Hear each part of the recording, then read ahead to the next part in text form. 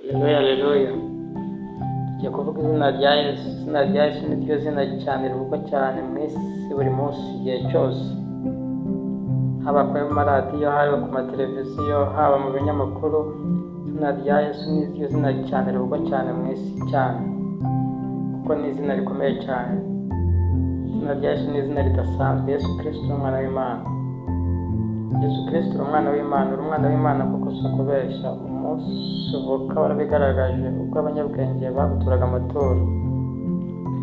Matayo ibice 11 bageze mu nzu basangamo umwana hamwe na nyina Mariya. Barapfukama baramuramya, maze bahambura imikoro yabo bamutura amaturo y'izahabu n'icyome n'ishangi. Yesu uri umwana w'Imana koko. Ku mubatizo wawe byaramenyekanye ko uri umwana w'Imana. Uvuye muri Yorodani, ijuru rirakinguka. Matayo ibice 3:17. Maze ijwi rivugira mu ijuru riti, nguyu umwana wanjye nkunda nkamwishimira. Izina rya Yesu rikomeza kwamamara. Uri umwana w'Imana koko si ukubeshya.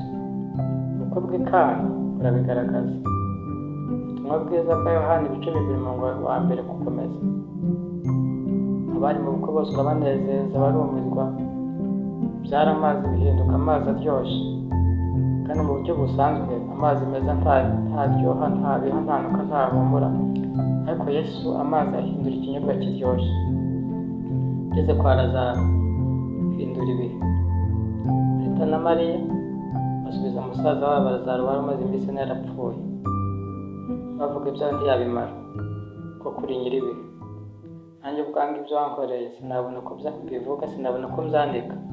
Ariko uri Kristo. Dawidi we abuze uko avuga, abanguriya urupfu rwawe byaramenyekanye. Uri umwana w'Imana, mu izuka ryawe abantu babonye ko byose ubitegeka. Uravuga uri Kristo. Uri umwana w'Imana koko, uri nyir'ibihe.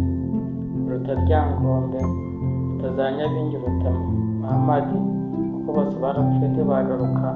Ariko Yesu Kristo uri muzima, uri muzima iteka ryose. Amen. Kuvuga neza nta gihombo kirimo. Murakoze cyane, murakarama.